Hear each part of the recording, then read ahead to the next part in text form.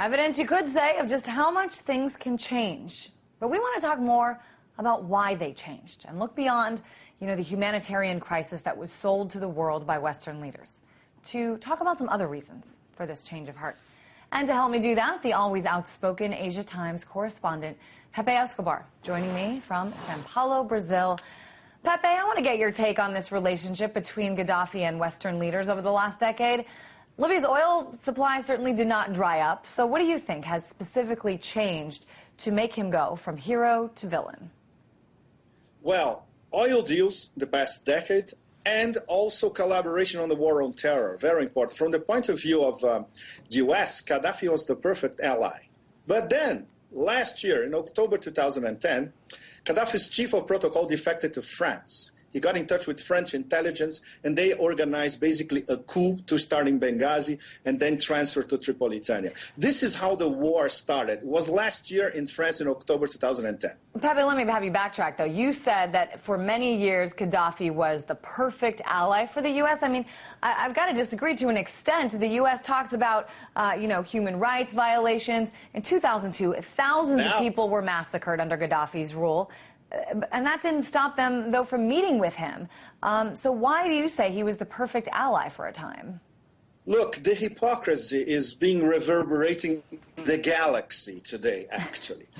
As long as the oil deals were there, even if they were with the Italians and not with the Brits, even if they were with the Chinese but not with the Americans, it was okay, because at least he was doing deals with Western and foreign companies. And as long as he was collaborating with the war on terror, including this guy who is now the military commander of Tripoli, Abdel Hakim Belhaj, he was captured by the Americans, then he was sent to Guantanamo, then he was sent to Libya. And he was in Libya as a prisoner for 4 years. And then he was liberated by Saif al-Islam himself, because he said, no, we need some kind of reconciliation in this country. So until October last year, there was nothing wrong with Gaddafi. Remember, Tony Blair going to the desert to, hail the big chief. Silvio Berlusconi kissing his hand. The pictures we saw a few minutes ago, they tell the story. The problem is, for the Brits and for the French especially, don't forget, these are the people who redacted UN Resolution 1973. They wanted more penetration, more deals, and especially they wanted NATO to have a beachhead in Northern Africa. This is the big picture, the big strategic question.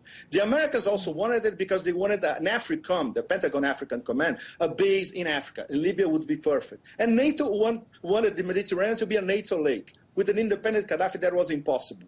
So this is the story that we won't see over the next few days, because people are commemorating, like, this guy's gone.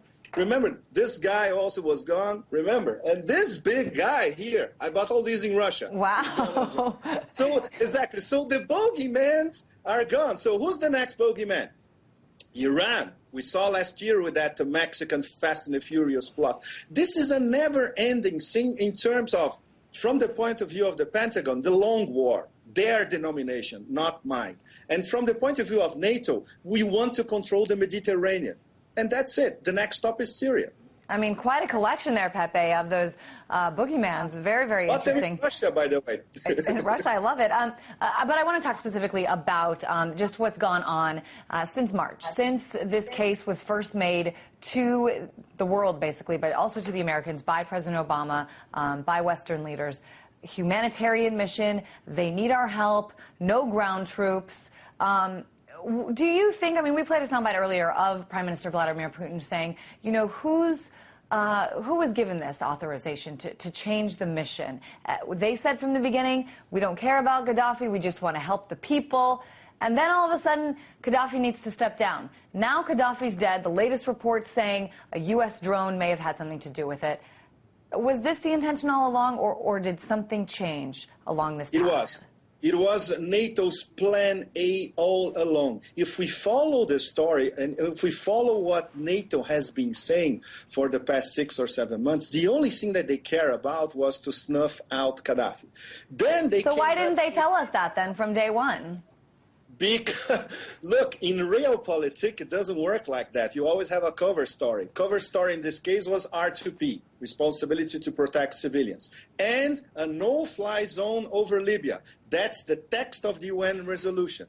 Why the BRIC countries abstain? Brazil, Russia, India, and China, the top four.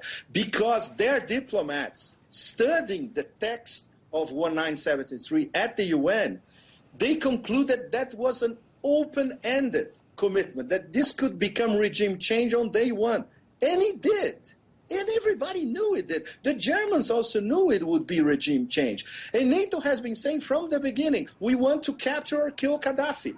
2 days ago, Hillary Clinton told students at the University of Tripoli, we want to kill or capture Gaddafi. That was the plan all along. But plan B, which was that invasion that conquered Tripoli, they were very lucky because they had a pincer movement, fighters trained in Qatar and the UAE, and those fighters trained in the southwestern mountains, the Berber Mountains.